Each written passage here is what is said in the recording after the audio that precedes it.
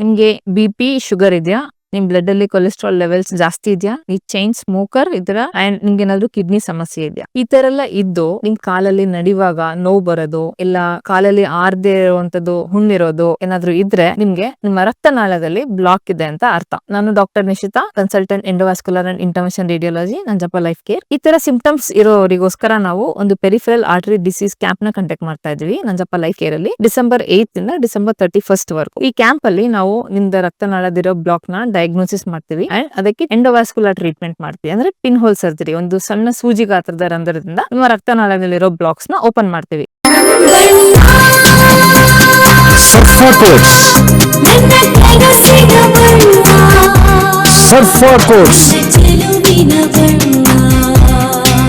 ಸರ್ಫಾ quotes ರವರ ಸುದೀರ್ಘ ಬಾಳಿಕೆಯ ಸುಂದರವೂ ಆದ ಜಲಾಧಾರಿತ ಪರಿಸರ ಸ್ನೇಹಿ ಪೇಂಟ್ಗಳನ್ನೇ ಬಳಸಿ.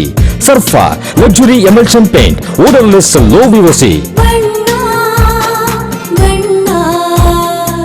Good for health, good for earth. Surfa coats. ರೈತ ಸಂಘದ ಸಂಸ್ಥಾಪಕರಾದ ದಿವಂಗತ ND ಸುಂದರೇಶ್ ಅವರ ನೆನಪಿನಲ್ಲಿ ಡಿಸೆಂಬರ್ 21ರಂದು ಶಿವಮೊಗ್ಗದಲ್ಲಿ ರೈತರ ಸಭೆಯನ್ನು ಕರೆಯಲಾಗಿದೆ ಎಂದು ಕರ್ನಾಟಕ ರಾಜ್ಯ ರೈತ ಸಂಘ ಹಾಗೂ ಹಸಿರು ಸೇನೆಯ ರಾಜ್ಯಾಧ್ಯಕ್ಷರಾದ HR ಬಸವರಾಜಪ್ಪ ತಿಳಿಸಿದ್ದಾರೆ. ಶಿವಮೊಗ್ಗದ ಪತ್ರಿಕಾಭವನದಲ್ಲಿ ಅಂದು ಬೆಳಗ್ಗೆ 10 ಗಂಟೆಗೆ ಸಭೆ ನಡೆಯಲಿದ್ದು, ಪ್ರಸಕ್ತ ಸಂದರ್ಭದಲ್ಲಿ ರೈತರು ಎದುರಿಸುತ್ತಿರುವ ಸಮಸ್ಯೆಗಳು ಹಾಗೂ ಕೇಂದ್ರ ಮತ್ತು ರಾಜ್ಯ ಸರ್ಕಾರಗಳಿಂದ ರೈತರಿಗೆ ಆಗುತ್ತಿರುವ ತೊಂದರೆಗಳ ಬಗ್ಗೆ ಸುದೀರ್ಘ ಚರ್ಚೆ ನಡೆಸಲಾಗುವುದು. ಈ ಸಭೆಗೆ ರೈತರು, ಕೃಷಿ ಕೂಲಿ ಕಾರ್ಮಿಕರು, ಮಹಿಳೆಯರು ಮತ್ತು ವಿದ್ಯಾರ್ಥಿಗಳು ಹೆಚ್ಚಿನ ಸಂಖ್ಯೆಯಲ್ಲಿ ಆಗಮಿಸಬೇಕೆಂದು ಬಸವರಾಜಪ್ಪ ವಿನಂತಿಸಿದ್ದಾರೆ.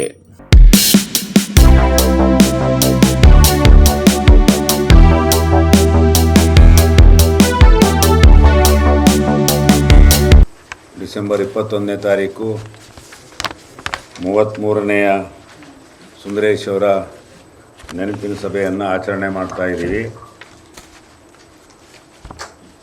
ಸ್ಥಳ ಇಲ್ಲೇ ಮೇಲ್ಗಡೆ ಪತ್ರಿಕಾಭವನ. ಸುಂದರೇಶ್ ಅವರು ಸುಮಾರು 13 ವರ್ಷಗಳ ಕಾಲ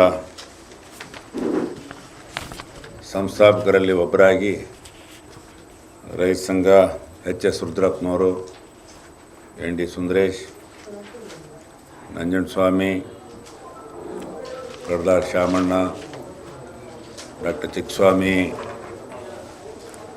ನಮ್ಮನ್ನು ಸೇರಿದಂತೆ ಅವತ್ತು 1980ರಲ್ಲಿ ನರಗುಂದದಿಂದ ಏನು ಕಿಡಿ ಪ್ರಾರಂಭ ಆಯಿತು, ಅದು ರಾಜ್ಯಾದ್ಯಂತ ವ್ಯಾಪಿಸ್ತಕ್ಕಂಥ ಒಂದು ಕೆಲಸವನ್ನು ಸುಂದರೇಶ್ ಅವರು ಮಾಡಿದರು.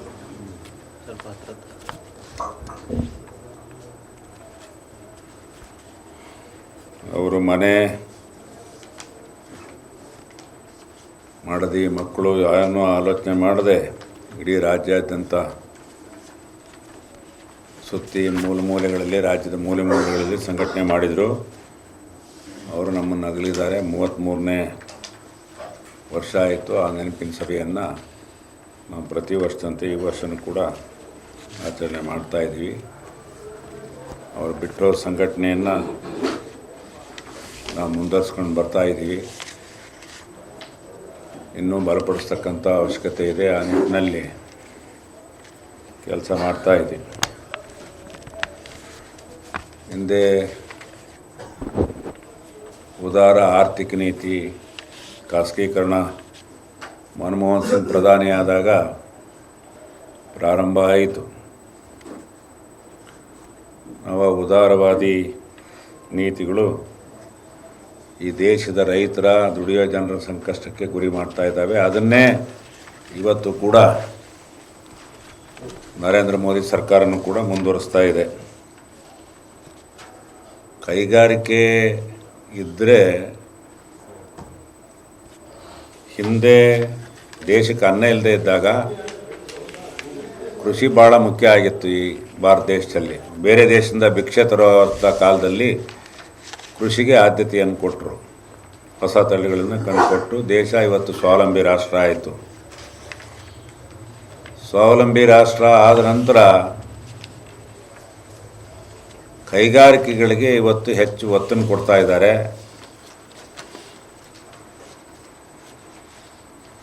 ಕೈಗಾರಿಕೆಯಿಂದಲೇ ಈ ದೇಶದಲ್ಲಿ ಕ್ರಾಂತಿ ಅನ್ನೋ ಭ್ರಮೆ ಕೇಂದ್ರ ಮತ್ತು ರಾಜ್ಯ ಸರ್ಕಾರಗಳಿದೆ.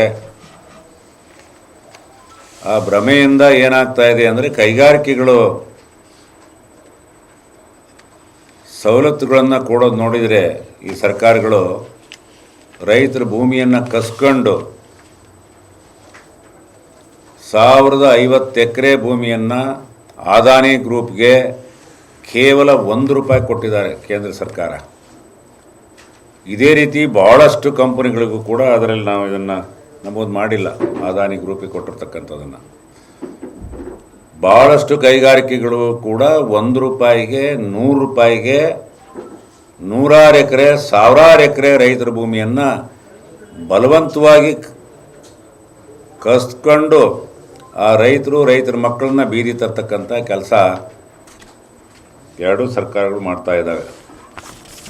ಆ ಹಿನ್ನೆಲೆಯಲ್ಲಿ ಸುಮಾರು ರೈತರ, ಕಾರ್ಮಿಕರ, ದಲಿತರ ಸಮಸ್ಯೆಗಳನ್ನು ಇಟ್ಕೊಂಡು, ಮಹಿಳೆಯರ ಸಮಸ್ಯೆಗಳನ್ನ ಇಟ್ಕೊಂಡು ನವೆಂಬರ್ 26ನೇ ತಾರೀಕು ಬೆಂಗಳೂರಿನಲ್ಲಿ ಭಾಳ ಒಂದು ದೊಡ್ಡ ಬೃಹತ್ ಆದಂಥ ಒಂದು ಸಮಾವೇಶ ಮಾಡಿದ್ವಿ. ಸುಮಾರು 10ರಿಂದ 15 ಸಾವಿರ ತನಕ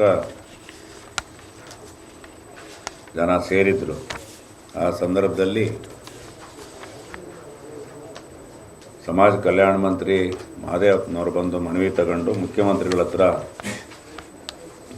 ಕರ್ಕೊಂಡೋಗಿ ಸಭೆ ನಡೆಸಿದರು. ಅಂದರೆ ಆ ಸಭೆ ಪೂರ್ಣ ಆಗಲಿಲ್ಲ. ಬೆಳಗಾವಿ ಅಧಿವೇಶನದ ನಂತರ ನಮ್ಮ ಒತ್ತಾಯ ಇತ್ತು, ಪ್ರತ್ಯೇಕ ಸಚಿವರುಗಳ ಸಭೆಗಳನ್ನು ಕರಿಬೇಕು. ಸಂಬಂಧಪಟ್ಟಂಥ 8-10 ಸಚಿವರು, ಕಂದಾಯ, ತೋಟಗಾರಿಕೆ, ಕೃಷಿ, ಮಾರುಕಟ್ಟೆ, ವಿದ್ಯುತ್ ಶಕ್ತಿ, ಈ ರೀತಿ ತೋಟಗಾರಿಕೆ 8-10 ಸಹಕಾರಿ ಸಚಿವರ ಸಭೆಯನ್ನು ಪ್ರತ್ಯೇಕ ಕರೆದು ಸಮಸ್ಯೆಗಳನ್ನು ಆಲಿಸಿ ನಂತರದಲ್ಲಿ ಮುಖ್ಯಮಂತ್ರಿಗಳು ಸಭೆ ಕರಿಬೇಕು ಅಂತಕ್ಕಂಥ ತೀರ್ಮಾನ ಆಗಿದೆ. ಬಹುಶಃ ಬೆಳಗಾವಿ ಅಧಿವೇಶನ ಆದಮೇಲೆ ಕರಿಬೋದು ಅಂತಕ್ಕಂಥ ವಿಶ್ವಾಸ ಇದೆ. ಈಗ ಕೇಂದ್ರ ಸರ್ಕಾರಕ್ಕೆ ಕೆಲವು ಒತ್ತಾಯಗಳಿದ್ದಾವೆ. MSPಯನ್ನು ಸ್ವಾಮಿನಾಥನ್ ವರದಿ ಪ್ರಕಾರ ನಿಗದಿ ಮಾಡಿ ಮತ್ತು ಕಾನೂನು ಮಾಡಿ ಅಂತಕ್ಕಂಥದ್ದು ಹಾಗೆ ಉಳಿದಿದೆ. 13 ತಿಂಗಳು ಚಳವಳಿ ಮಾಡಿದಂಥ ಸಂದರ್ಭದಲ್ಲಿ ಜಗತ್ ಸಿಂಗ್ ದಲ್ಲೇವಾಲಾ ಅಂಥೇಳಿ 45 ದಿನ ಅಮರಣಾಂತ ಉಪವಾಸ ಮಾಡಿ ಜೀವನ್ಮರಣದ ಪ್ರಶ್ನೆಯಲ್ಲಿದ್ದಾಗಲೂ ಕೂಡ ಕೇಂದ್ರ ಸರ್ಕಾರ ಭರವಸೆ ಕೊಟ್ಟಿತ್ತು. ಭರವಸೆ ಕೊಟ್ಟಂಥ ಸಮಸ್ಯೆಗಳನ್ನು ಇನ್ನೂ ಕೂಡ ಕೇಂದ್ರ ಸರ್ಕಾರ ಮಾಡಿಲ್ಲ. ಈಗ ವಿದ್ಯುತ್ ಶಕ್ತಿ ಖಾಸಗೀಕರಣದ ಮಸೂದೆನೂ ಕೂಡ 2025ರಲ್ಲಿ ಮಣ್ಣೆ ಆಗಿದೆ. ಅದು ನಮ್ಮ ತಲೆ ಮೇಲೆ ತೂಗತ್ತಿ ಇದೆ. ಅದರ ಪರಿಣಾಮ ಈ ಕರ್ನಾಟಕದಲ್ಲಿ ಆಲೆ ಹೊಸ ಸಂಪರ್ಕ ಪಡಿತಕ್ಕಂಥ ಗ್ರಾಹಕರಿಗೆ, ಯಾರು ಹೊಸದಾಗಿ ಸಂಪರ್ಕ ಪಡಿತಾರೋ ಅವರಿಗೆ ಸ್ಮಾರ್ಟ್ ಮೀಟ್ರನ್ನ ಹಾಕಬೇಕು ಅಂತಕ್ಕಂಥ ಕಡ್ಡಾಯ ಮಾಡಿದ್ದಾರೆ. ಆ ಸ್ಮಾರ್ಟ್ ಮೀಟ್ರ್ ಬೆಲೆನೂ ಕೂಡ 4,000ರಿಂದ 9,000 ತನಕ ಬೆಲೆ ಇದೆ. ಆ ಬೆಲೆನೂ ಕೂಡ ಗ್ರಾಹಕರೇ ಕೊಡಬೇಕು ಅಂತಕ್ಕಂಥದ್ದು. ಅದು ಯಾವುದೇ ಕಾರಣಕ್ಕೂ ಕೂಡ ಸಾಧ್ಯ ಇಲ್ಲ. ಆದ್ದರಿಂದ ಸ್ಮಾರ್ಟ್ ಮೀಟ್ರ್ ಹಾಕ್ತಕ್ಕಂಥ ವ್ಯವಸ್ಥೆಯನ್ನು ವಾಪಸ್ ತಗೊಳ್ಬೇಕು ಕರ್ನಾಟಕ ಸರ್ಕಾರಕ್ಕೆ ಅಂತಲೂ ಕೂಡ ನಾವು ಒತ್ತಾಯ ಮಾಡ್ತಾ ಇದ್ದೀವಿ. ಮಾತುಕತೆ ಸಂದರ್ಭದಲ್ಲಿ ಹೇಳ್ತೀವಿ. ಇವತ್ತು ಸ್ಮಾರ್ಟ್ ಮೀಟ್ರ್ ಹಾಕಿದರೆ ತಮ್ಮೆಲ್ಲರಿಗೂ ಗೊತ್ತಿದೆ, ಬರೀ ರೈತರಿಗಷ್ಟೇ ಅಲ್ಲ, ಬೇರೆ ಎಲ್ಲ ವರ್ಗದ ವ್ಯಾಪಾರಸ್ಥರು ಮತ್ತು ಕೂಲಿ ಮಾಡ್ತಕ್ಕಂಥವ್ರು ಎಲ್ಲರ ಮನೆಗೂ ಕೂಡ ಸ್ಮಾರ್ಟ್ ಮೀಟ್ರ್ ಹಾಕಿದರೆ ನಾವು ಮೊಬೈಲ್ ಕರೆನ್ಸಿ ಥರ ಕರೆನ್ಸಿ ಹಾಕ್ಸ್ಕೊಂಡು ನಾವು ವಿದ್ಯುತ್ ಶಕ್ತಿ ಉಪಯೋಗಿಸ್ಬೇಕಾಗತ್ತೆ. ಕೃಷಿ ಪಂಪ್ ಸೆಟ್ಗಳಿಗೆ ಹೊರತುಪಡಿಸಿ ಅಂತ ಆದೇಶ ಮಾಡಿದ್ದಾರೆ. ಹೊಸ ಇದೆಲ್ಲ ಇಲ್ಲ, ಅದರಲ್ಲಿ ಬರೀ ಮುಖ್ಯವಾದ ಪಾಯಿಂಟ್ ಹಾಕಿದ್ದೀವಿ. ನಾವು ಮಾತಾಡ್ತಕ್ಕಂಥ ಈ ವಿಚಾರಗಳಿಲ್ಲ. ಆದ್ದರಿಂದ ಯಾವುದೇ ಕಾರಣಕ್ಕೂ ಕೂಡ ನಾವಂತೂ ಒಪ್ಕೊಳ್ಳೋಕ್ಕೆ ತಯಾರಿಲ್ಲ. ಆಮೇಲೆ ಹವಾಮಾನ ಇದು ಆಧಾರಿತ ಬೆಳೆ ವಿಮೆ ಸರ್ಕಾರದ ದೋಷದಿಂದ ಅವರು ಮಳೆ ಮಾಪನ ಕೇಂದ್ರಗಳನ್ನು ಸರಿಯಾಗಿ ಅಳವಡಿಸದೆ ಕೆಟ್ಟೋಗಿರೋದ್ರಿಂದ ಅರ್ಧಕ್ಕರ್ಧ ಇವತ್ತು ರೈತರಿಗೆ